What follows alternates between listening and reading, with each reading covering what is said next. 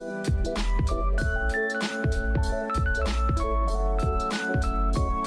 Everyone, कैसे हो आप लोग। आप सभी का आज के वीडियो में बहुत बहुत स्वागत है। तो आज यहाँ पे आप देख सकते हो कि जो हम फिजिकल केमिस्ट्री आज पढ़ने वाले हैं, जो है आपका लेक्चर नंबर 2। और इस लेक्चर नंबर 2 के अंदर केमिकल काइनेटिक्स में हम लोग लेक्चर नंबर 2, जो इसका सेकंड पार्ट है, सेकंड वीडियो है केमिकल काइनेटिक्स का, उसके अंदर हम लोग देखने वाले हैं factor affecting the reaction rate, effect of concentration of reaction rate and the rate law expression. Okay, अगर आप लेक्चर नंबर 1 देखोगे तो आपको उसके अंदर बहुत सारी चीजें आपको देखने के लिए, सीखने के लिए मिलने वाली है। जैसे लेक्चर नंबर 1 में हमने बात किया था कि रेट ऑफ रिएक्शन आप कैसे फाइंड कर सकते हो। ओके, उसके साथ साथ हमने रेट ऑफ रिएक्शन के साथ साथ हमने ये भी बताया था कि आपको रेट ऑफ रिएक्शन में अगर आपका प्रोडक्ट साइड है और आपका रिएक्टेंट साइड है, ओके, तो दोनों को आप किस तरीके से लिखते हो, ओके, वो किस तरीके से रिप्रेजेंट होते हैं, वो सारी चीजें हमने लेक्चर नंबर 1 में बात की थी। और साथ में हमने वहां पे बहुत सारे जो क्वेश्चन है वो भी हमने देखे थे, PYQ। तो आप जाके वो पहले देखो ताकि आपको समझे कि केमिकल काइनेटिक्स में स्टार्टिंग पार्ट किस तरीके से है। अगर आप उसको रिलेट करोगे पहले पार्ट को, अगर आप सेकंड पार्ट से, तो आपको बहुत सारी जो चीजें हैं वो बहुत जल्दी क्लियर होने लगेगी। ओके, अभी यहाँ पे हम लोग जो सबसे पहला टॉपिक है factor affecting the reaction rate, effect of concentration on reaction rate, rate law expression. Okay, ये सारी चीजें हम लोग स्टार्ट करने वाले हैं।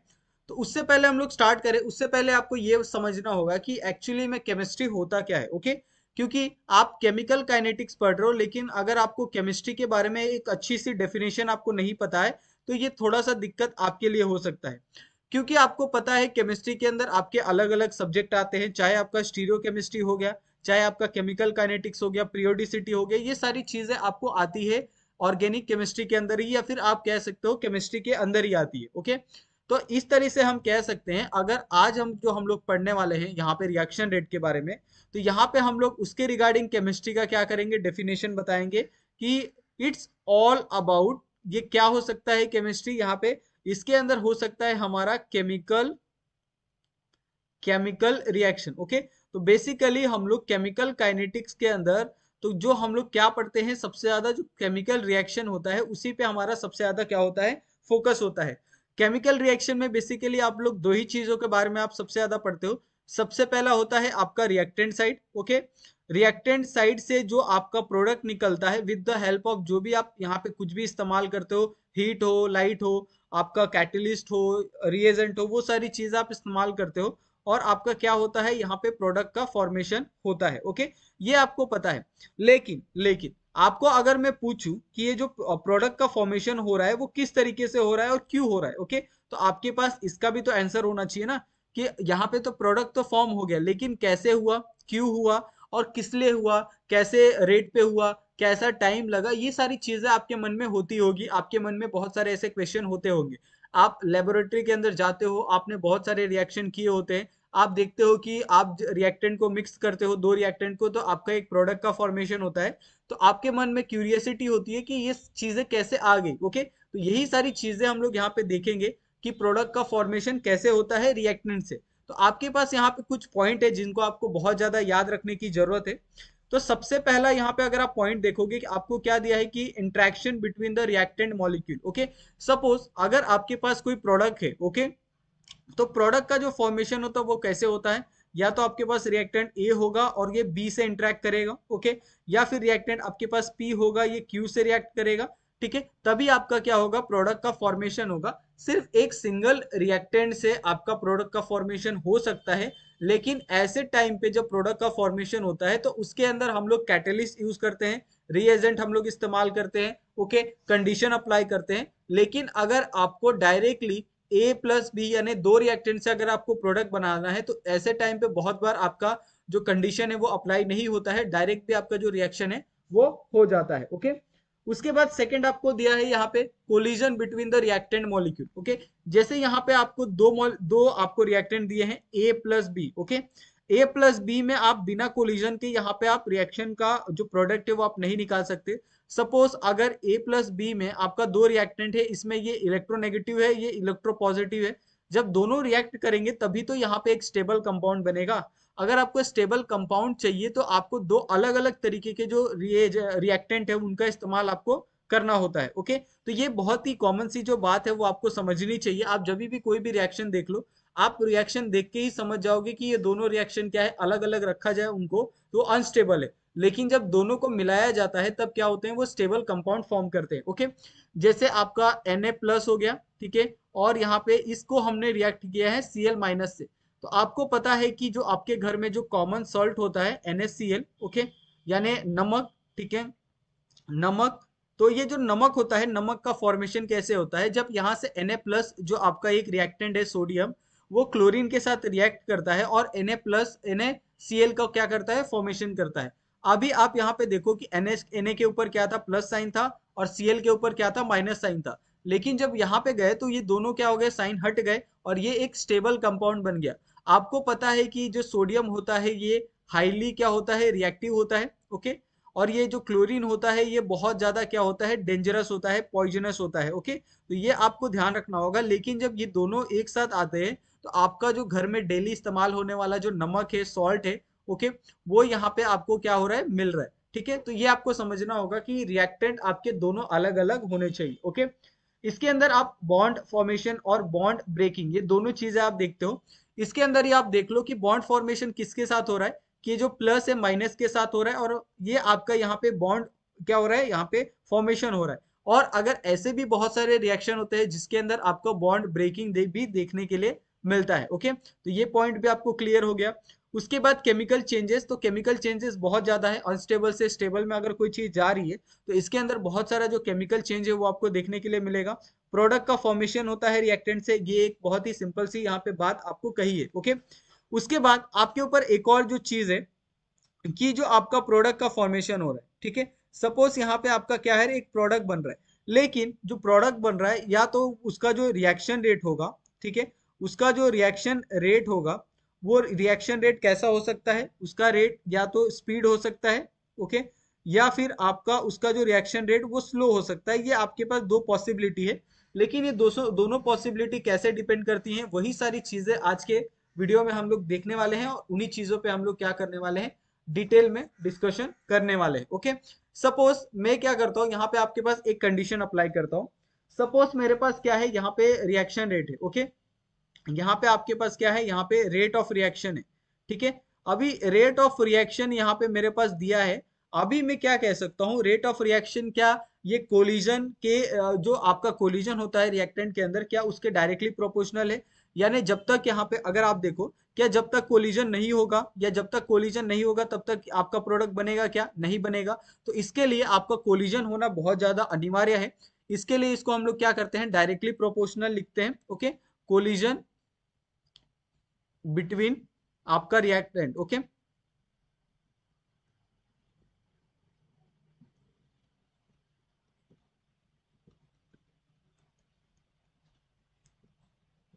अभी यहाँ पे आपको ये तो समझ में आ गया कि अगर आपको रिएक्शन निकालना है या फिर आपको प्रोडक्ट का फॉर्मेशन करना है, जब तक आप प्रोडक्ट का फॉर्मेशन नहीं करते तब तक आप रेट ऑफ रिएक्शन नहीं निकाल सकते। ओके, तो इसके लिए आपको collision between the reactant molecule आपको करना ही होगा।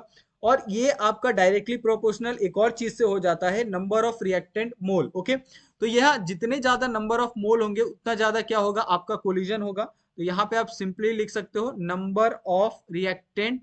Okay, number of reactant molecule. Okay, तो जितने ज्यादा रिएक्टेंट मॉलिक्यूल होंगे उतना ज्यादा कोलिजन होगा और उतना ही ज्यादा आपका रेट का फॉर्मेशन होगा। और इस चीज को हम लोग लिखते हैं आपका N अपॉन V। ओके, ये आपका एक फॉर्मूला भी है, जिसको आप याद रखना चाहते हो तो आप याद रख सकते हो, जिसको हम लोग रिप्रेजेंट करते हैं कॉन्सेंट्रेशन से। ये जो बॉक्स होता है ना, उसको हम, okay, concentration of N upon concentration of V। Okay, तो ये सारी चीजें आपको याद रहनी चाहिए, बहुत ज्यादा सिंपल है, बहुत ज्यादा हार्ड नहीं है। इसके लिए हम लोग यहाँ पे बहुत स्लो स्लो आपको सारी चीजें यहाँ पे पढ़ा रहे हैं। ओके, दूसरा आपके पास एक और पॉसिबिलिटी हो सकता है कि आप रेट ऑफ रिएक्शन कैसे निकाल सकते हो। तो रेट ऑफ रिएक्शन अगर आपको फाइंड करना है सपोज, ओके, तो क्या आपका रेट ऑफ रिएक्शन आपके बॉन्ड लेंथ के ऊपर डिपेंड करता है, बिल्कुल करता है, लेकिन ये इनवर्सली डिपेंड करता है। ओके, यहाँ पे मैं आपको एक एग्जांपल भी देके बताऊंगा कि यहाँ पे आपका बॉन्ड लेंथ कैसे यहाँ पे बहुत ज्यादा इनवर्सली अप्लीकेबल होता है। सपोज अगर आप यहाँ पे एक एटम लेते हो, जो है आपका हाइड्रोजन। ओके, यहाँ पे हाइड्रोजन लिया। अभी मुझे बताओ इसका हाइड्रोजन का एटॉमिक नंबर कितना है, तो 1 होता है। अगर आप इनके बीच में डिस्टेंस देखोगे तो बहुत क्या है, स्मॉल है, ठीक है। अगर आप दूसरा एटम यहाँ पे क्या लेते हो, यहाँ पे आप सोडियम लेते हो Na, यहाँ पे इसका एटॉमिक नंबर कितना है आपको पता है 11 है। तो पहले में आपका 2 होगा, ठीक है। दूसरे में आपका कितना होगा, यहाँ पे 4 होगा, ठीक है, 2 होगा। तीसरे में जो आपका P है वो P में कितना होगा आपका 6 होगा, और S में कितना आ जाएगा आपका 1 हो जाएगा। तो लास्ट वाले में कितना आता है आपका 1 आता है। लेकिन यहाँ पे जो ऑर्बिटल है, ऑर्बिटल की जो संख्या है वो बढ़ती चली जा रही है, 1 2 3 4। तो टोटल यहाँ पे 4 ऑर्बिटल है, और चारों ऑर्बिटल में अगर आप यहाँ पे रेडियस निकालते हो तो रेडियस क्या होगा इसका बड़ा होगा, और बॉन्ड लेंथ भी क्या होगा इसका बड़ा होगा।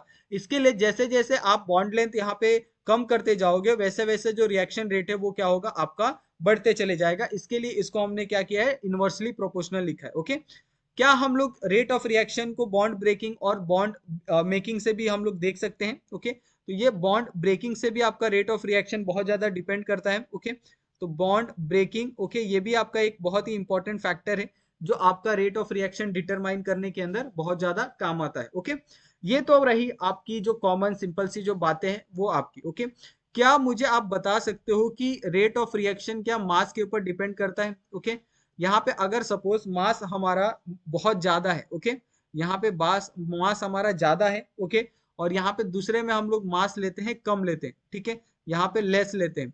तो अभी मुझे बताओ क्या रेट ऑफ रिएक्शन ये मास के ऊपर डिपेंड करता है? अगर उसका मास ज्यादा हुआ तो क्या रेट ऑफ रिएक्शन ज्यादा होगा, या फिर उसका मास कम हुआ तो रेट ऑफ रिएक्शन कम होगा? ये मुझे आप बताओ।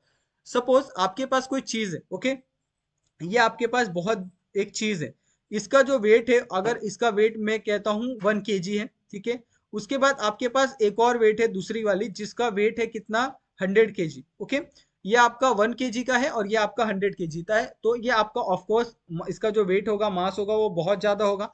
अगर बहुत ज्यादा है तो अगर आपको इसको कहीं लेके जाना है पर्टिकुलर ए डिस्टेंस से बी डिस्टेंस पे, ओके, तो मुझे बताओ ए से बी ले जाने के लिए आप 1 किलो को आराम से लेके जा सकते हो। लेकिन वही अगर आपको 100 किलो का सामान दिया जाए तो उसको ले जाने में आपको बहुत ज्यादा दिक्कत होगी। तो यहाँ पे जो मोशन होगा, यानी एक जगह से दूसरे जगह का जो मूवमेंट होगा, यहाँ पे क्या होगा बहुत ज्यादा कम होगा। ओके, तो ये आपके पास एक पॉइंट हो सकता है यहाँ पे, motion motion is less. Okay, यहाँ पे आपका मोशन क्या होगा बहुत ज्यादा लेस होगा। और उसी तरीके से आपका जो आपका मास अगर कम है तो मास कम होने के कारण मोशन आपका क्या होगा इज मोर होगा। ओके, तो मोशन भी आपका क्या होगा यहाँ पे ज्यादा होगा। दूसरा पॉइंट आप यहाँ पे ये कंसिडर कर सकते हो, जैसे ऑफकोर्स अगर आपको यहाँ से ए से बी तक जाना है, अगर आप यहाँ पे देखोगे कि अगर आप 1 kg लेके जा रहे हो कोई सामान तो आपको बहुत ज्यादा एनर्जी की रिक्वायरमेंट नहीं होगी। ओके, यहाँ पे जो एनर्जी होगी ए से बी जाने के लिए वो क्या होगी कम होगी। लेकिन अगर आप वही 100 किलो लेके जा रहे हो, ओके, 100 kg, तो आपको जो एनर्जी लगने वाली है वो बहुत बहुत ज्यादा लगने वाली है। ओके, तो यहाँ पे जो आपका एनर्जी है, ओके, काइनेटिक एनर्जी आप कह सकते हो, जो आपका काइनेटिक एनर्जी है वो भी बहुत कम लगेगा। ओके, और यहाँ पे जो आपका काइनेटिक एनर्जी है वो क्या है यहाँ पे आपका मोर लगने वाला है। ओके, ये आप समझ गए। उसके बाद यहाँ पे एक और पॉइंट हम लोग दे सकते हैं कि इसके अंदर जो इंट्रैक्शन है, इंट्रैक्शन भी आपका बहुत ज्यादा होगा, क्योंकि ये इसका जो मास है वो ज्यादा है तो बहुत ज्यादा ये क्लस्टर होंगे, बहुत ज्यादा पास पास में होंगे, इनके बीच में इंट्रैक्शन आपको देखने के लिए मिलेगा। क्योंकि हम लोग पढ़ते थे जब क्रिस्टल का आपने चैप्टर पढ़ा होगा 11th-12th में, उसके अंदर कैसा होता था कि अगर आपकी कोई सॉलिड चीज है तो उनके बीच में जो गैप होता था वो बहुत कम होता था। इसके कारण यहाँ पे जो मॉलिक्यूल का इंट्रैक्शन है वो आपको ज्यादा देखने के लिए मिलेगा।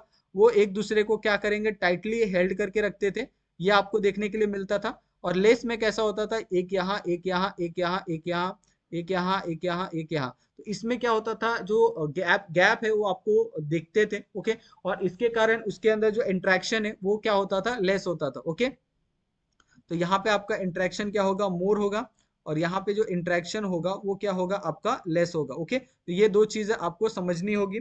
उसके बाद यहाँ पे आपको फोर्स भी ज्यादा लगाना पड़ेगा। ओके, तो फोर्स भी आपका ज्यादा होगा इसके कंपैरिजन में। तो यहाँ पे आपका जो फोर्स है वो भी आपका कम लगेगा, क्योंकि अगर आपको कोई काम करना है बड़े मास के साथ तो आपको ज्यादा फोर्स की जरूरत होगी।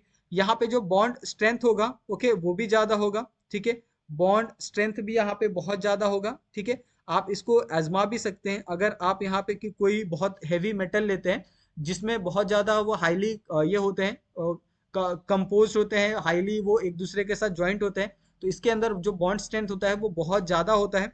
और अगर आप दूसरी तरफ देखते हो जो लेस मास वाला है, जैसे आपका पेंसिल हो गया, उसका जो बॉन्ड स्ट्रेंथ है वो बहुत कम होता है। ओके, आप आसानी से पेंसिल को आप तोड़ सकते हो, लेकिन आप लोहे की रॉड को आप आसानी से नहीं देख सकते। ओके, रेट ऑफ रिएक्शन भी हम लोग देख सकते हैं। रेट ऑफ रिएक्शन भी यहाँ पे आपका क्या होगा, लेस होगा, क्योंकि इसके अंदर आपका रिएक्शन बहुत कम होगा। यहाँ पे जो रेट ऑफ रिएक्शन होगा वो क्या होगा, हाई होगा, क्योंकि मास कम है तो रेट ऑफ रिएक्शन ज्यादा लगेगा कोई भी चीज करने के लिए। ओके, तो ये एक सिंपल सा आपको डिफरेंशिएशन दिया था। अगर आप मास के ऊपर इसको अगर आप कंपेयर करना चाहते हो रेट ऑफ रिएक्शन को, तो ये किस तरीके से होता है। ओके, तो आपको ये बहुत डेफिनेटली आपको समझ में आ गया होगा कि किस तरीके से ये सारी चीजें होती है और आपको किस तरीके से ये सारी चीजें करनी है। ओके, यहाँ पे मैं क्या आपको कुछ क्वेश्चन दे सकता हूँ। ओके, जैसे आपको पता है कि आपको हाइड्रोजन के तीन क्या होते हैं, आपके एलोट्रोप्स होते हैं। ओके, हाइड्रोजन में आपके तीन एलोट्रोप्स होते हैं। पहला कौन सा है आपका, यहाँ पे पहला है आपका हाइड्रोजन है, उसके बाद ड्यूटेरियम है, उसके बाद ट्रिटियम है। ओके, ये आइसोटोप्स आपको पता होंगे। अगर मैं यहाँ पे एक रिएक्शन लिखता हूँ, कंसीडर रिएक्शन, यहाँ पे मैं क्या करता हूँ, यहाँ पे कंसीडर करता हूँ। पहला रिएक्शन आपको यहाँ पे दिया है, पहला रिएक्शन है आपका HCl प्लस आपका F का, जो आपका क्या बना है, फॉर्मेशन करेगा HF का, और प्लस आपका यहाँ पे Cl का। ओके, ये डबल डिस्प्लेसमेंट रिएक्शन है, तो आपको याद रखना होगा। दूसरा आपका ड्यूटेरियम के साथ DCl प्लस आपका F, तो इसके अंदर क्या फॉर्मेशन होगा, आपका DF का फॉर्मेशन होगा, प्लस आपका Cl बाहर हो जाएगा। तीसरे में आपका ट्रीटियम है, तो TCl प्लस आपका F, तो इसके अंदर क्या होगा, TF का फॉर्मेशन होगा, और यहाँ से आपका जो Cl होगा वो क्या हो जाएगा, बाहर हो जाएगा। ओके, अभी यहाँ पे ये पूछा था आपको क्वेश्चन के अंदर कि which one is the correct. Okay, which one is correct option. Okay, तो करेक्ट ऑप्शन क्या करना था, यहाँ पे आपको चूज करना था। यहाँ पे आपको ऑप्शन दिया था, ऑप्शन क्या है, ए इज फास्टर। ओके, ये आपको दिया था ए इज फास्टर। बी आपको दिया था यहाँ पे बी इज फास्टर। ओके, यहाँ पे आपको बी का ऑप्शन दिया है। सी में पूछा था आपको सी इज फास्टर, यह आपका एक तीसरा ऑप्शन हो गया। चौथा आपको यहाँ पे पूछा था डी का, कि डी इज फास्टर। ओके, तो आपको ये बताना था कि इसके अंदर कौन सा जो रेट ऑफ रिएक्शन है वो फास्ट होगा और कौन सा यहाँ पे स्लो होगा। तो सबसे पहले अगर आप मास में जाओगे ना, तो मास से अगर हम कंपेयर करते हैं, ठीक है, तो आपको पता है मास से अगर आप कंपेयर करोगे, जो हाइड्रोजन HCl होता है उसका जो मास होता है वो कम होता है DCl से। ओके, और DCl का जो मास होता है वो कम होता है आपका ट्रीटियम क्लोराइड से। ओके, तो ऑफ कोर्स इसका जो मास है वो क्या है, बहुत ज्यादा लेस है। ठीक है, और इसका जो मास है वो बहुत ज्यादा क्या है, मोर है। ठीक है, अभी आप मुझे कंपेयर करके बता सकते हो कि इसके अंदर जो रेट ऑफ रिएक्शन होगा वो कौन सा करेक्ट होगा। तो जिसका ए क्या है, यहाँ पे आपका HCl है, जिसका क्या है, मास क्या है, लेस है। ठीक है, और आपको लेस वाला यहाँ पे आपको पता है, तो इसका जो रेट ऑफ रिएक्शन होगा वो क्या होने वाला है, बहुत फास्ट होने वाला है, आप यहाँ पे देख सकते हैं। ओके, तो इस तरीके से आपको ऐसे ऐसे जो क्वेश्चन होते हैं उनको इस तरीके से आपको क्या करना है, सॉल्व करना है। ओके, तो आपको यहां तक तो मेरे हिसाब से कोई भी दिक्कत नहीं आनी चाहिए, आपको बहुत अच्छे से ये सारी चीजें समझ में आ जानी चाहिए। ओके, अभी यहाँ पे जो हमारा नेक्स्ट टॉपिक है, नेक्स्ट टॉपिक यहाँ पे स्टार्ट करते हैं, factor affecting the reaction rate. Okay, तो कौन कौन से जो फैक्टर होते हैं वो अफेक्ट करते हैं रिएक्शन रेट के ऊपर। ओके, तो ये यहाँ पे लिखते हैं, factor affecting reaction rate. Okay, तो ये कौन कौन से जो फैक्टर है वो रिएक्शन रेट को क्या करते हैं, अफेक्ट करते हैं। तो यहाँ पे आपको सबसे पहले तो ये जानना होगा कि यहाँ पे जो सबसे पहला जो फैक्टर है वो है आपका नेचर ऑफ रिएक्टेंट। ओके, तो नेचर ऑफ रिएक्टेंट किस तरीके से यहाँ पे आपको इम्पैक्ट करता है वो हम लोग देखते हैं। तो जो सबसे पहला यहाँ पे फैक्टर आता है वो आता है आपका नेचर ऑफ रिएक्टेंट, यानी रिएक्टेंट का नेचर किस तरीके से, उसके ऊपर भी आपका जो रिएक्शन रेट है वो आपका बहुत ज्यादा डिपेंड करता है कि आपका जो रिएक्टेंट है वो किस तरीके से रिएक्ट करना चाहता है। ओके, सपोज अगर आपको इसका रेट ऑफ रिएक्शन फाइंड करने के लिए कहा जाए, तो जो नेचर ऑफ रिएक्टेंट का रेट ऑफ रिएक्शन होगा वो 1 यानी इनवर्स होगा बॉन्ड लेंथ के। ओके, यानी जैसे जैसे आपका बॉन्ड लेंथ ज्यादा होता जाएगा, जो रेट ऑफ रिएक्शन है वो आपका क्या होता जाएगा, कम होता जाएगा। ओके, जैसे जैसे बॉन्ड वीक होगा आपका रेट ऑफ रिएक्शन क्या होगा, आपका ज्यादा होगा। तो ये आप सिंपली आपको समझ में आ गया होगा कि ये जो रेट ऑफ रिएक्शन होता है रिएक्टेंट का, नेचर ऑफ रिएक्टेंट का, वो किसके ऊपर डिपेंड करता है, inversely proportional to the bond length. Okay, या बॉन्ड स्ट्रेंथ कह सकते हो आप। तो बॉन्ड स्ट्रेंथ के ऊपर जो आपका रेट ऑफ रिएक्शन है नेचर ऑफ रिएक्टेंट में, वो बहुत ज्यादा डिपेंड करता है। ओके, ये आपका पहला हो गया।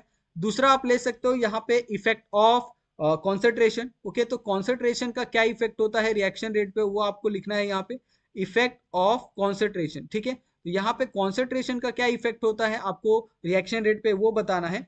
अगर आप, जैसे आपके पास क्या है, concentration number of molecule per unit, अगर आपके पास वॉल्यूम दिया है, अगर वो इंक्रीज होता है, सपोज आपके पास जो भी आपको नंबर ऑफ मॉलिक्यूल दिया होगा 5, 10, 15, 20, अगर उनकी जो संख्या है, अगर वो मॉलिक्यूल की संख्या अगर बढ़ती चली जाती है, तो आपको पता है, ठीक है, जैसे अगर हम कहें कि आपके पास बहुत ज्यादा मोर नंबर ऑफ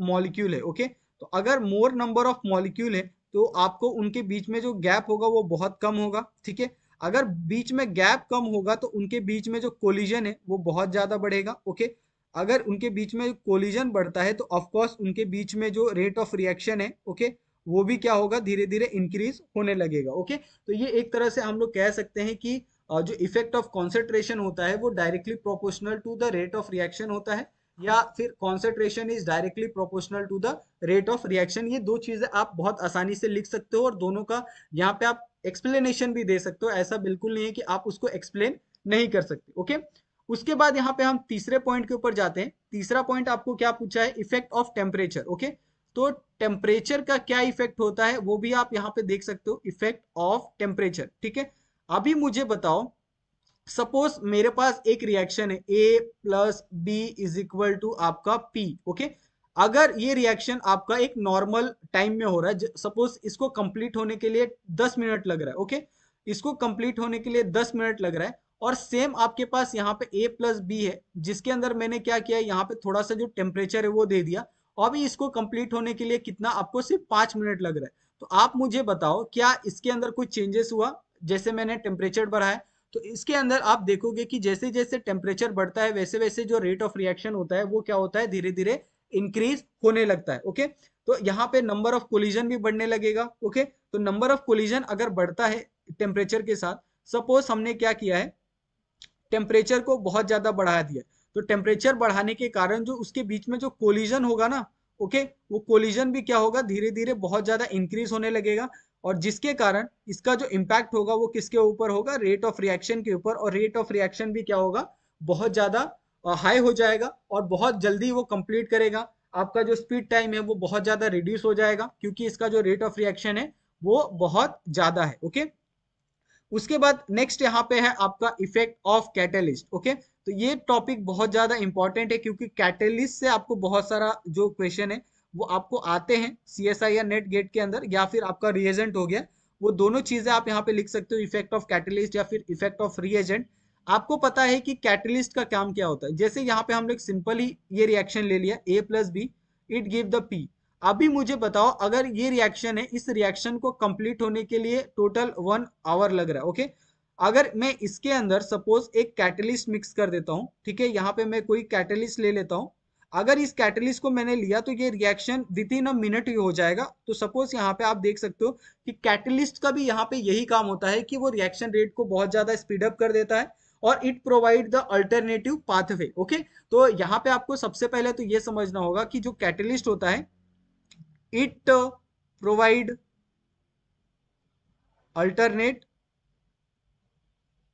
पाथवे। ओके, यहाँ पे अल्टरनेट पाथवे का मतलब ही यही होता है कि जो आपका रिएक्शन अगर आपको कहीं पे रुक जाता है, तो वैसे टाइम पे हम लोग कैटलिस्ट या फिर रिएजेंट का इस्तेमाल करते हैं। ओके, और उस रिएक्शन को हम लोग स्पीड अप करते हैं, उस रिएक्शन को हम लोग क्या करते हैं, कंप्लीट होने के लिए ये करते हैं, सामने से अप्रोच करते हैं, तो उसमें हम लोग कैटलिस्ट का इस्तेमाल करते हैं। ओके, तो आई होप सो कि आपको ये जो पूरा factor affecting the reaction rate है वो बहुत अच्छे से समझ में आ गया होगा। यहाँ तक अगर आपको कुछ नहीं समझता है तो आप लोग स्क्रीनशॉट लो और उसको आप मैं इंस्टाग्राम टेलीग्राम पे भेजो, और उसको आप क्वेश्चन कर सकते हो। ओके, अभी यहाँ पे जो नेक्स्ट आपका है, नेक्स्ट यहाँ पे जो फैक्टर है वो हम लोग देखते हैं। ठीक है, नेक्स्ट यहाँ पे जो टॉपिक है उसके बारे में हम लोग बात करते हैं, और ये टॉपिक है आपका effect of concentration of rate of reaction. Okay, तो इसको हम लोग लिखते हैं effect of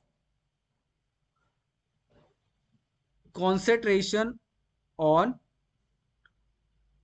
rate of reaction. Okay, तो रेट ऑफ रिएक्शन के ऊपर कॉन्सेंट्रेशन का क्या इम्पैक्ट होता है ये आपको यहाँ पे क्या करना था, बताना था, और यही सारी चीजें आपको यहाँ पे पूछी है। तो ये बहुत सिंपल है, आप थोड़ा सा भी पैनिक ना हो इसके अंदर कि आप किस तरीके से ये सारी चीजों को याद करोगे। तो जैसे हमने पहला वाला स्लाइड आपने देखा था कि स्टेप बाय स्टेप आपको सारी चीजें यहाँ पे हमने बताई थी, वैसे ही इसके अंदर भी हम लोग हर चीज यहाँ पे आपको एक्सप्लेन करके देंगे। ओके, जैसे अगर आप मैं आपको कहता हूं कि effect of concentration on reaction rate is represented by the rate law expression. Okay, अगर आप रेट लॉ एक्सप्रेशन देखो आप, ठीक है, तो रेट लॉ एक्सप्रेशन का जो फॉर्मूला है वो क्या है आपके पास, रेट लॉ एक्सप्रेशन। ओके, तो रेट लॉ एक्सप्रेशन का जो फॉर्मूला क्या है आपके पास, ए प्लस आपका यहाँ पे b, it gives the p. Okay, और यहाँ पे रेट ऑफ रिएक्शन ऐसे टाइम पे क्या होता है, ये डायरेक्टली प्रोपोर्शनल होता है रिएक्टेंट के कारण। ओके, कॉन्सेंट्रेशन ऑफ रिएक्टेंट में। तो यहाँ पे आप एक चीज यहाँ पे आप डेफिनेटली यहाँ पे लिख सकते हो डेफिनेशन। तो वो डेफिनेशन क्या हो सकता है कि जो आपका इफेक्ट ऑफ कॉन्सेंट्रेशन है, ओके, यहाँ पे मैं लिख देता हूं आपको।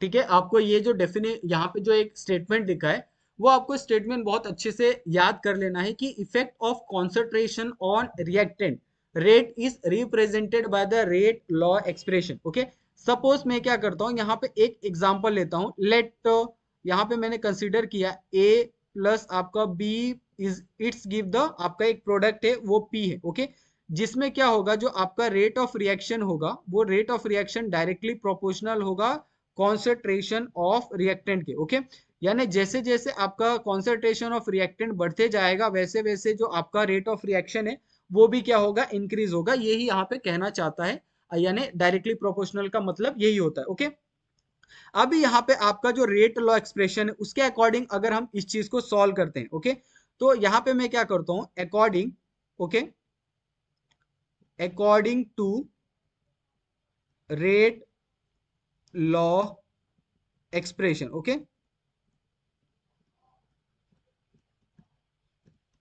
अभी अगर आपको रेट लॉ एक्सप्रेशन का इस्तेमाल करके यहाँ पे लिखना है, तो आपको पता है यहाँ पे कि जो आपका रेट है, ठीक है, ये जो रेट है वो डायरेक्टली प्रोपोर्शनल है किसके, कॉन्सेंट्रेशन ऑफ रिएक्टेंट के। तो यहाँ पे आप ये चीज लिख सकते हो, कॉन्सेंट्रेशन ऑफ रिएक्टेंट। ये आपका एक पॉइंट हो गया, ठीक है, ये आपका एक पॉइंट हो गया। अभी इसको क्या कर सकते हो आप, जो रेट है, ठीक है, ये रेट है जो आपका डायरेक्टली प्रोपोर्शनल है किसके, कॉन्सेंट्रेशन ऑफ रिएक्टेंट। तो रिएक्टेंट क्या है आपका, ए है, ए का कॉन्सेंट्रेशन और बी का कॉन्सेंट्रेशन। ओके, यहाँ पे मैं क्या करता हूँ, ये एक्स ले लेता हूँ और ये वाई ले लेता हूँ, आप ए और बी भी ले सकते हो, और आपको ये बताना है कि ये क्या है। ओके, तो ये क्या है, आपकी सिमेट्री है, ए और बी आपकी, यहाँ पे आपने क्या किया, यहाँ पे सिमेट्री को कंसिडर किया है। तो आप इस चीज को यहाँ पे नोट करो, क्योंकि अगर आपका एग्जामिनर अगर आपका क्वेश्चन पेपर देखेगा, ये आपको एमसीक्यू क्वेश्चन आएगा, लेकिन आप सॉल्व करोगे या फिर आप पढ़ोगे तो आपके दिमाग में तो ये होना चाहिए ना कि आप क्या पढ़ रहे हो, और यहाँ पे आपने ए और बी कहाँ से लाया है, एक्स और वाई कहाँ से लाया है। तो हमने ए और बी लिखा है, तो हम क्या करते हैं, इसको भी ए और बी कर देते हैं, ताकि आपके मन में जो कंफ्यूजन है वो क्या हो जाए, क्लियर हो जाए। ओके, तो यहाँ पे हम क्या करते हैं, इसको ये ए और बी कर देते हैं, ताकि आपके मन में जो कंफ्यूजन है वो आपका क्लियर हो जाए। यहाँ पे आपका ए और ये आपका बी हो गया, ठीक है, ये आप समझ गए। अभी आपको क्या करना है, यहाँ पे आपको ये तो दे दिया।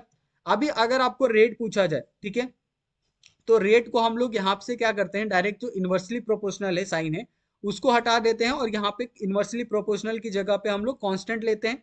यहाँ पे आपका कॉन्सेंट्रेशन ऑफ ए का ए, कॉन्सेंट्रेशन ऑफ बी का यहाँ पे आपका बी, ये आपने यहाँ पे ले लिया। और यहाँ पे आपको ये बताना है कि जो आपका एक्स है, ठीक है, यहाँ पे जो आपका ये ए है ना, ये ए क्या होगा, इक्वल नहीं होगा आपका, किसी भी तरीके से इक्वल नहीं होगा यहाँ पे बी से। ओके, और यहाँ पे जो बी है वो किसी भी तरीके से इक्वल नहीं होगा आपके ए से। ओके, तो ये पॉइंट भी आपको याद रखना है। और जो जेड होता है, order with respect to the A और order with respect to the B, ये वाई और एक्स का आपको पता होना चाहिए, ठीक है। उसके बाद अगर सपोज मैंने यहाँ पे कंसिडर किया कि n की वैल्यू क्या है, यहाँ पे x प्लस वाई है, ठीक है, ये आपका एक अलग सा पॉइंट है।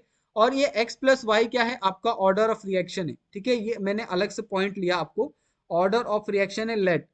यहाँ पे मैंने क्या किया है, यहाँ पे n is equal to x plus y लिया। और आपको पता है क्या है, यहाँ पे आपका जो x था और यहाँ पे आपका y था, ये x और y आपको यहाँ पे कुछ तो मिस्टेक, थोड़ा सा एक सेकेंड, मैंने पहले सही लिया था, ठीक है। तो ये जो a है, ये a क्या है, x के बिल्कुल कॉमन नहीं है, और b है वो b क्या है, y के बिल्कुल कॉमन नहीं है, ओके। अभी यहाँ पे n इज इक्वल टू क्या है, x प्लस वाई ले लिया, जो है क्या है आपका ऑर्डर ऑफ रिएक्शन, और k क्या है आपका यहाँ पे रेट कांस्टेंट है, ओके। ये दो चीजें आपको याद है, रेट कांस्टेंट किससे रिप्रेजेंट करते हैं, और x प्लस वाई क्या है आपका ऑर्डर ऑफ रिएक्शन है, ओके। ये क्या है आपका रेट लॉ एक्सप्रेशन है, ठीक है। Rate is equal to k in bracket concentration of a in bracket concentration of b, okay. ये आपका क्या है यहाँ पे रेट लॉ एक्सप्रेशन है। ए और बी क्या है आपके, कुछ भी हो सकते हैं नंबर, ठीक है। आपको अगर सिंगल का बोला जाए, ट्रिपल का बोला जाए, फोर्थ टाइम बोला जाए, सिक्स्थ टाइम बोला जाए, तो आप आसानी से उसका रेट यहाँ पे आप निकाल सकते हो, ओके। अभी यहाँ पे मैं क्या करता हूँ, इसी के रिगार्डिंग यहाँ पे एक क्वेश्चन ले लेता हूँ इसी जगह, ठीक है, ताकि आपको थोड़ा सा कंफ्यूजन कम हो कि आप किस तरीके से इसको आप सॉल्व कर रहे हो। सपोज यहाँ पे मैंने एक क्वेश्चन लिया, ठीक है, ये क्वेश्चन को आप ध्यान से देखना। यहाँ पे आपको पूछा है रेट लॉ एक्सप्रेशन, ओके। यहाँ पे आपको रेट लॉ एक्सप्रेशन आपको पूछा है, ठीक है। Rate law expression of reactant, ठीक है, क्योंकि हम लोग रिएक्टेंट के बारे में ही पढ़ रहे हैं, तो आपको रिएक्टेंट के रिगार्डिंग आपको प्रोडक्ट के भी रेट लॉ एक्सप्रेशन आपको करने हैं, लेकिन वो नेक्स्ट लेक्चर में होगा, ठीक है। Rate law expression of reactant as given, ठीक है, यहाँ पे आपको रेट दिया है, ठीक है। रेट क्या दिया है आपको, के, कॉन्सेंट्रेशन ऑफ ए दिया है, और यहाँ पे आपका कॉन्सेंट्रेशन ऑफ बी दिया है। आपको यहाँ पे 2 दिया है और यहाँ पे आपको 3 दिया है, ठीक है। और आपको पूछा है कि ऑन डबलिंग, ओके, आपको क्या करना है, आपको जो कॉन्सेंट्रेशन है वो आपको क्या करना है, आपको सिंपली डबल कर देना है, ओके। यहाँ पे अगर आप कॉन्सेंट्रेशन को यहाँ पे अगर आप डबल कर देते हो, डबल किसको करते हो, जो आपका कॉन्सेंट्रेशन ऑफ ए है उसके, ओके। तो यहाँ पे आपको एक ऑप्शन दिया है, जैसे यहाँ पे ऑप्शन में क्या है, यहाँ पे डबल है, ठीक है, यहाँ पे ऑप्शन में क्या है, डबल है। बी आपका ऑप्शन क्या है, यहाँ पे ट्रिपल का है, ठीक है, ये आपका दूसरा ऑप्शन है। तीसरा ऑप्शन है आपका 4 टाइम का, ठीक है, ये आपका 4 टाइम का है। और यहाँ पे जो चौथा ऑप्शन है, चौथा ऑप्शन है आपका 6 टाइम का। आपको क्या बताना है, यहाँ पे ये डबल करने के बाद इसका जो रेट लॉ एक्सप्रेशन आपको दिया है, और डबल करने के बाद जो ए का कॉन्सेंट्रेशन आएगा वो कितना आएगा, ओके। यहाँ पे आपको सिंपली यहाँ पे रेट का एक्सप्रेशन दिया है, रेट लॉ एक्सप्रेशन दिया है। रेट लॉ एक्सप्रेशन क्या दिया आपको, के, ठीक है। यहाँ पे अगर आपने डबल किया तो 2a आ जाएगा, यहाँ पे आपका उसका स्क्वायर आ जाएगा। यहाँ पे a को सिर्फ डबल करना है, ओके, यहाँ पे आपका b और यह आपका 3 हो जाएगा, ओके। अगर आपने a को डबल किया तो यहाँ पे क्या आ जाएगा, 4k आ जाएगा, ठीक है। उसके बाद कॉन्सेंट्रेशन ऑफ a का स्क्वायर, ठीक है, और यहाँ पे कॉन्सेंट्रेशन ऑफ b का क्यूब हो जाएगा, ओके। तो अगर आपको यहाँ पे सिर्फ रेट पूछा जाए तो रेट कांस्टेंट क्या है, यहाँ पे आपका 4 रे हो, ओके। तो 4 है तो आपका ये क्या आ जाएगा, 4 टाइम आ जाएगा। बहुत सिंपल है, आप रेट कांस्टेंट बहुत आसानी से सभी चीजों का आप निकाल सकते हो, इसके अंदर कोई भी जो प्रॉब्लम है आपको नहीं फेस करनी पड़ेगी, ओके। तो ये तो आपको समझ में आ गया। अभी जो नेक्स्ट टॉपिक है, नेक्स्ट टॉपिक थोड़ा सा अलग है, तो आपको इसको थोड़ा सा ध्यान से देखना पड़ेगा। नेक्स्ट टॉपिक है आपका रेट कांस्टेंट, ओके।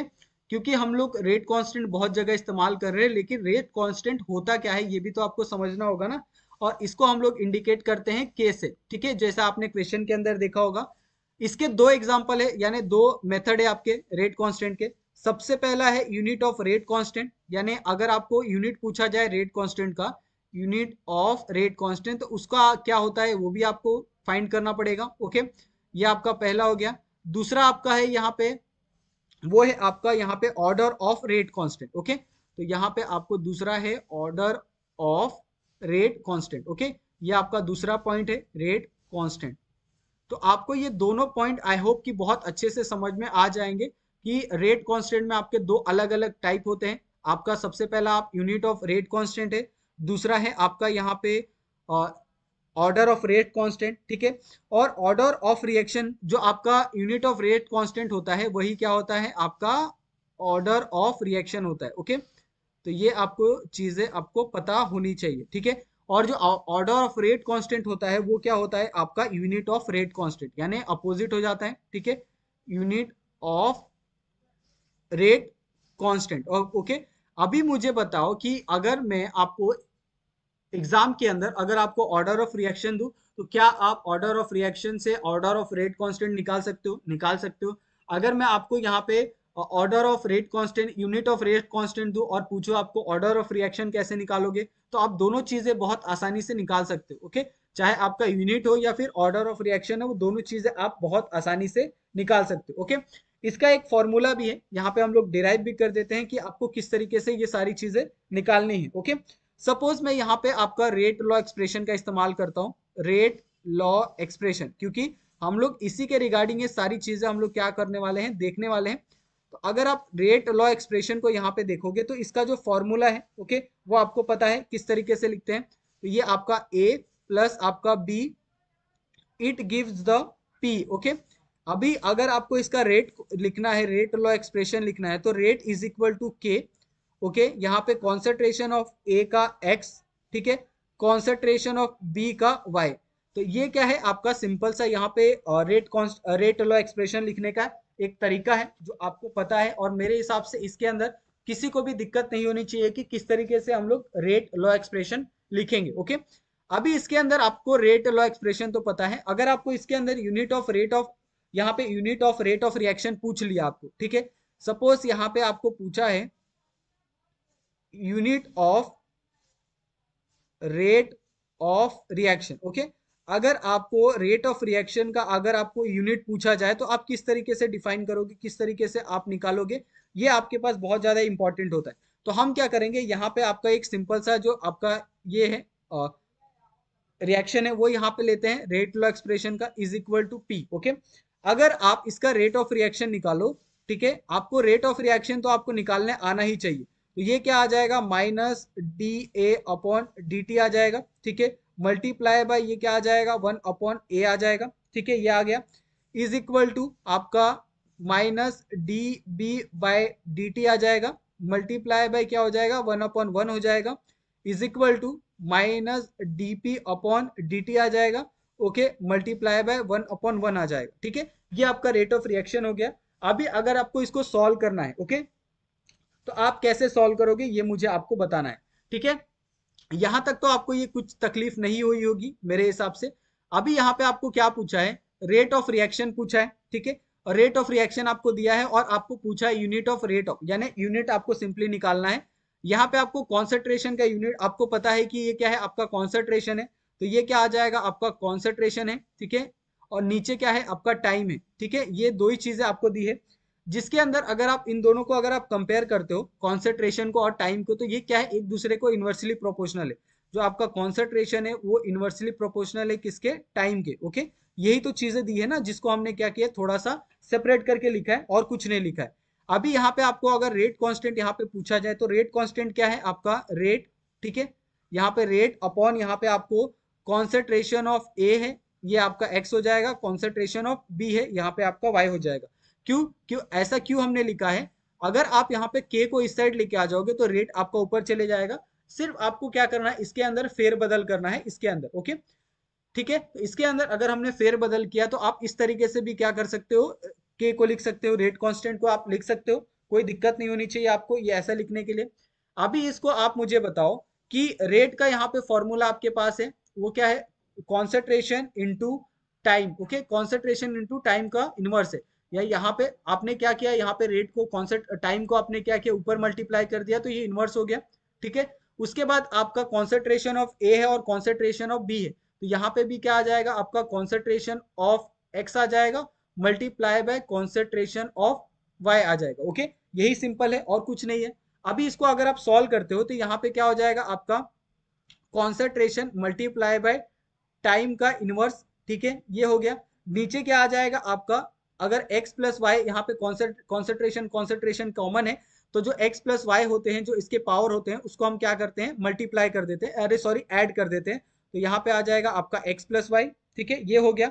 अभी अगर आप इसको फर्दर सॉल्व करते हो तो यहाँ पे क्या आ जाएगा आपका simple concentration multiply by time, इसके अंदर कोई चेंज नहीं, इनवर्स, नीचे क्या है आपका concentration of x plus y, तो इसको हम लोग कॉन्सेंट्रेशन ऑफ n भी लिख सकते हैं, x plus y is equal to n। अगर आप पहले वाले में देखो x प्लस वाई को हमने क्या किया था, यहाँ पे n ये किया था, कंसिडर किया था ऑर्डर ऑफ रिएक्शन, वही सारी चीजें यहाँ पे हमने लिखी है, x plus y is equal to n।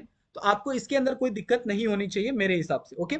उसके बाद अगर आप इसको यहाँ पे डिफाइन करते हो, तो इसको डिफाइन करने के बाद जो आंसर आएगा वो क्या आ जाएगा आपका, कॉन्सेंट्रेशन इनवर्स मल्टीप्लाई बाय, ये ऊपर चले गया तो इसके लिए, क्योंकि आपका रेट ऑफ रिएक्शन कितना है 1 है इसके लिए, ओके।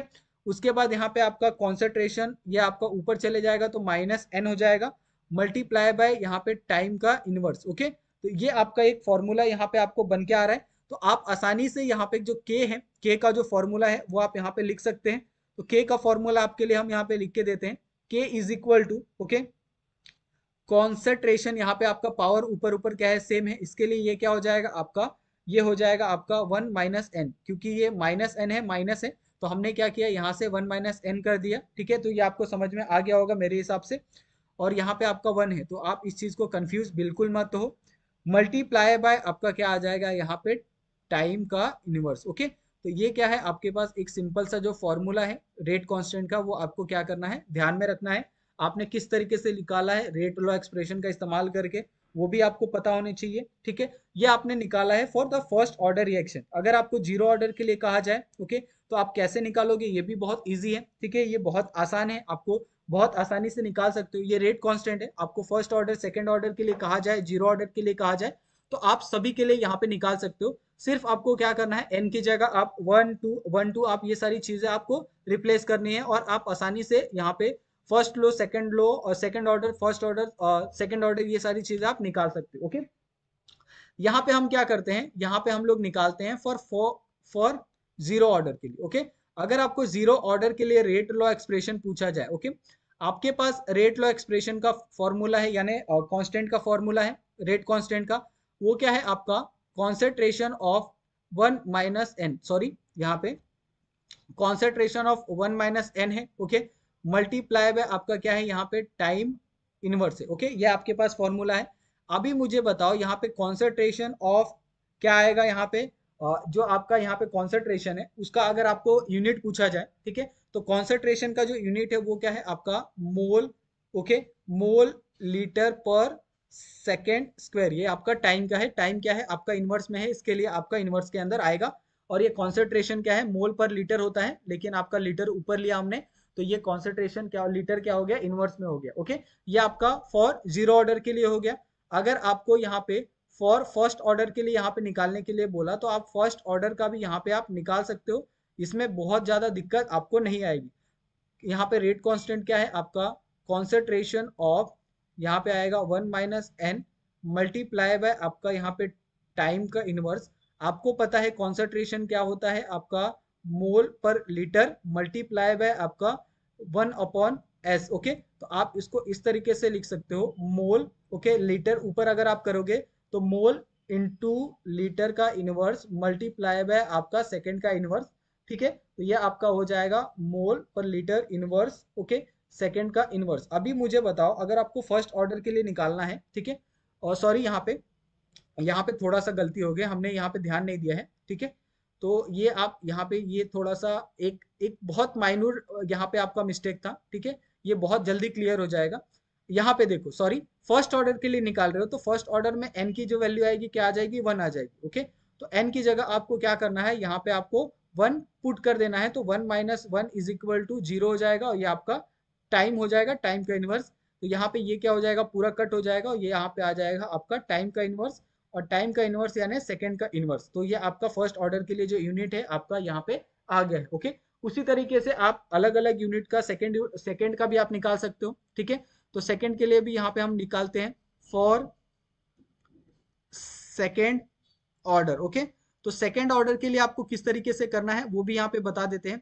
के की जो फॉर्मूला है, रेट कांस्टेंट का जो फॉर्मूला है वो क्या है आपके पास, कॉन्सेंट्रेशन यहाँ पे आपका क्या है 1 माइनस एन है, ओके, मल्टीप्लाई बाय क्या है आपका टाइम का इनवर्स है, ठीक है।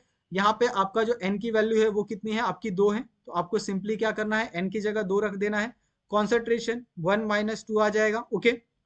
मल्टीप्लाई बाय टाइम आ जाएगा, टाइम का इनवर्स, ये आ जाएगा आपका कॉन्सेंट्रेशन का -1, ओके, मल्टीप्लाई बाय टाइम का इनवर्स। तो यहाँ पे अभी मुझे बताओ कॉन्सेंट्रेशन इनवर्स में है तो आप कॉन्सेंट्रेशन ऐसा आएगा, ठीक है, सही है। और टाइम क्या है इनवर्स में, तो टाइम भी कैसा आएगा, यहाँ पे ये आएगा। अभी इसका अगर यूनिट लिखना है तो आप यूनिट भी क्या आएगा, यहाँ पे सारी चीजें इनवर्स में आएगी। तो यहाँ पे कॉन्सेंट्रेशन मोल इनवर्स आएगा, litre, okay, mole inverse litre आएगा, लीटर आपका नेगेटिव नहीं आएगा, multiply by second inverse, okay.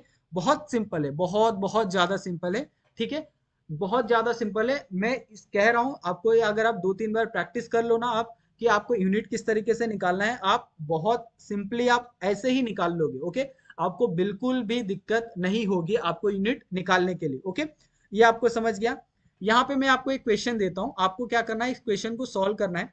जैसे सपोज मेरे पास क्यू है, क्यू की वैल्यू दी है के, ओके, और के की वैल्यू, क्वेश्चन दी है, सॉरी, यहाँ पे आपका क्वेश्चन है जिसके अंदर के की वैल्यू दी है आपको एल का स्क्वायर, ठीक है, आपको मोल, सेकंड का इनवर्स और सेकंड का इनवर्स आपको दिया है, ओके। और आपको पूछा है व्हाट इज ऑर्डर, ओके, यहाँ पे ऑर्डर पूछा है आपको।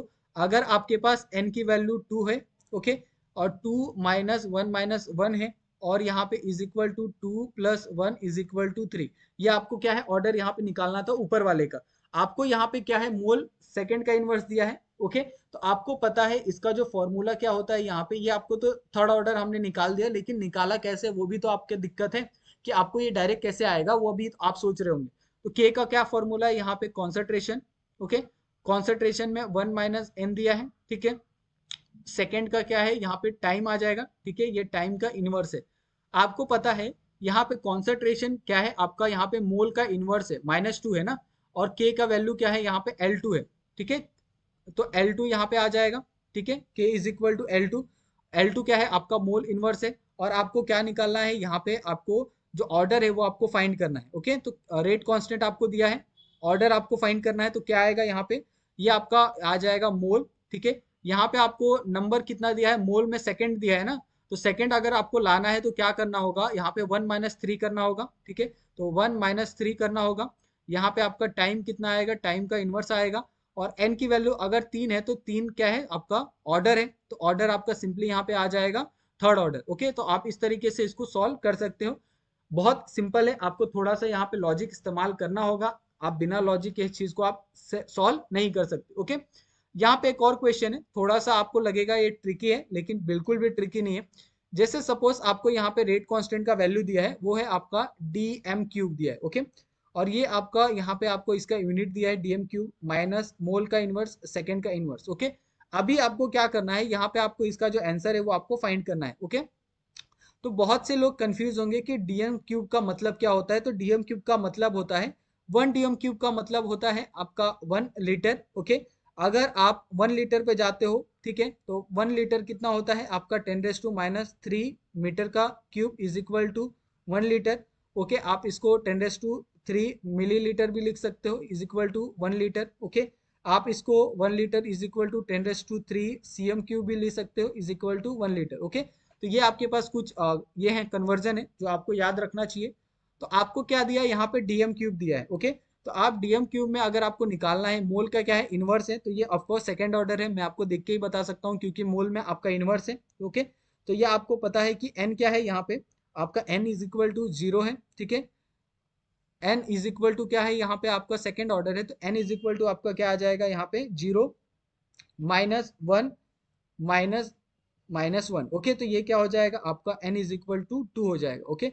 बहुत सिंपल है, आप चाहे तो इसका रेट कांस्टेंट से भी आप इस चीज को सॉल्व कर सकते हो, जो आपके पास जो फॉर्मूला है वो उसके मदद से भी आप क्या कर सकते हो, यहाँ पे सॉल्व कर सकते हो, ओके। आपके लिए यहाँ पे कुछ क्वेश्चन दे रहा हूँ जिसका आंसर मुझे आप क्या करोगे कमेंट में, या फिर आप इसका जो आंसर है आप कमेंट में भी दे सकते हो, क्योंकि डायरेक्ट n की वैल्यू आपको लिखनी है, या फिर आप इसको इंस्टाग्राम टेलीग्राम पे भी आप हमें भेज सकते हो। और इस तरीके से आप हमारे साथ साथ साथ जो ये है एक स्टडी है वो हमारे साथ कंटिन्यू कर सकते हो आप, ओके। के की वैल्यू आपको दिया है यहाँ पे L³, ओके। यहाँ पे आपको दिया है मोल का थर्ड, ओके, और यहाँ पे आपको दिया है एस का इनवर्स, ओके। इसका आंसर आपको देना है, इसमें आपको ऑर्डर बताना है, ओके। ऑर्डर क्या होगा आपको, ये आपको यहाँ पे बताना है। यहाँ पे आपको के की वैल्यू दी है, आपको मोल का इनवर्स, ओके, यहाँ पे मोल का इनवर्स, सॉरी मोल का इनवर्स नहीं दिया आपको, लीटर का इनवर्स दिया है, ओके, लीटर का इनवर्स, और यहाँ पे आपको सेकंड का इनवर्स, ओके। तो ये आपको यहाँ पे बताना है कि इसका जो ऑर्डर होगा वो ऑर्डर क्या होगा, ठीक है। बहुत सिंपल है दोनों क्वेश्चन, बहुत ज्यादा दिक्कत नहीं आनी चाहिए आपको, आप आसानी से इसका जो ऑर्डर है वो आप निकाल सकते हो, और मेरे हिसाब से इसके अंदर कोई भी जो दिक्कत है वो आपको नहीं फेस करनी पड़ेगी, ओके। एक और आप क्वेश्चन यहाँ पे ले सकते हो, के इज इक्वल टू आपका, यहाँ पे आपका के इज इक्वल टू हम क्या करते हैं, यहाँ पे 38 डीएम क्यूब लिख लेते हैं, ठीक है। और यहाँ पे आपका क्या है, मोल का इनवर्स है और सेकंड का इनवर्स है। बहुत लोगों को कंफ्यूजन होगा ऐसे सब क्वेश्चन में, लेकिन आपको बिल्कुल भी कंफ्यूज नहीं होना है, आपको सिर्फ ऑर्डर निकालना है और कोई वैल्यू आपको यहाँ पे नहीं निकालनी है, ओके। यहाँ पे एक और क्वेश्चन आप लिख लो, जैसे आपको के की यूनिट दी है, ओके, के की यूनिट यहाँ पे आपको फॉर जीरो ऑर्डर आपको क्या पूछना है, के फॉर जीरो ऑर्डर, ओके। तो जीरो ऑर्डर के लिए के की जो वैल्यू है वो क्या होगा, और रिएक्शन यहाँ पे आपको दिया है, रिएक्शन इज, तो रिएक्शन यहाँ पे लिख देते हैं हम लोग, और आपको क्या करना है, इसको डिफाइन करना है। जैसे हम यहाँ पे पहले आपको एग्जांपल दे देते हैं, ये आपका एम एस का इनवर्स आएगा, बी आएगा यहाँ पे आपका एम का इनवर्स, आपका सेकंड का इनवर्स आएगा, सी आएगा आपका एम का जीरो, आपका सेकंड का इनवर्स, डी आएगा आपका यहाँ पे एम का जीरो और सेकंड का जीरो। आपको क्या करना है, इसका जो आंसर है, रिएक्शन है, वो आपको यहाँ पे लिखना है कि रिएक्शन किस तरीके से आएगा, ओके। तो इस तरीके से यहाँ पे ये जो आपका सेकंड वीडियो है यहाँ पे खत्म होता है। आई होप कि आपको ये पूरा वीडियो समझ में आया हो। अगर आपको थोड़ा सा भी कहीं पे भी दिक्कत होता है तो प्लीज आप लोग हमें कमेंट करके बताएं, पूछे, बिना पूछे आप, मैं नहीं चाहता हूँ कि आप लोग रहे आपके मन में कोई भी डाउट हो, क्योंकि ये जो CSI या नेट केमिकल साइंस या गेट का जो पेपर होता है ना, वो हलवा नहीं होता है। जिस तरीके से आपका बोर्ड का एग्जाम आता है या फिर आप देते हो, ओके, या फिर सेमेस्टर आप देते हो, उस तरीके से बिल्कुल नहीं होता है। आपको लगेगा कि एमसीक्यू आता है, एमसीक्यू भी आपको बहुत ऐसे एमसीक्यू दिए जाते हैं कि आपको आपको हर ऑप्शन लगेगा कि इसका राइट है, लेकिन आपको उसके अंदर ऑप्शन में भी आपको सिर्फ एक ही आंसर क्या होगा, करेक्ट होगा, ओके। तो बिल्कुल भी आपको चांस नहीं लेना है, ठीक है। जो भी आपको डाउट होता है प्लीज आप लोग पूछ लो, आपका भी रिवीजन होगा, साथ में हमारा भी रिवीजन हो जाएगा। तो इससे आपको सीखने में कभी भी ये नहीं करना चाहिए, ठीक है। और जैसा हमने कहा था, हमें सपोर्ट करते रहिए प्लीज, आप हमें हमारे चैनल को सब्सक्राइब कर लीजिए, आप अपने दोस्तों के साथ भी वीडियो को शेयर करिए और उन्हें भी हमारे चैनल को सब्सक्राइब करने के लिए कहें। और आपको यहाँ पे ये तो है 100%, आपको 110% मैं ये बोल रहा हूँ कि आपको यहाँ पे CSIR NET chemical science GATE का पूरा सिलेबस आपको यहाँ पे यूट्यूब के ऊपर फ्री मिलने वाला है। तो प्लीज आप उसके लिए भी आप हमें सब्सक्राइब कर सकते हैं, हमारे साथ जुड़ सकते हैं, और हमारा टेलीग्राम का जो ग्रुप है आप उसको भी ज्वाइन कर लें। वहां पे आपको जो क्वेश्चन है, ओके, हर एक टॉपिक के वो आपको वहां पे डायरेक्टली आपको मिलते जाएंगे, आप उन्हें भी सॉल्व करते रहिए। यानी एक तरह से आपका जो क्वेश्चन सीरीज होता है ना, वो भी आपका यहाँ पे धीरे धीरे क्लियर होते जाएगा। तो थैंक यू सो मच आप सभी का, मिलते हैं हम लोग नेक्स्ट वीडियो में नए टॉपिक के साथ। Thank you so much.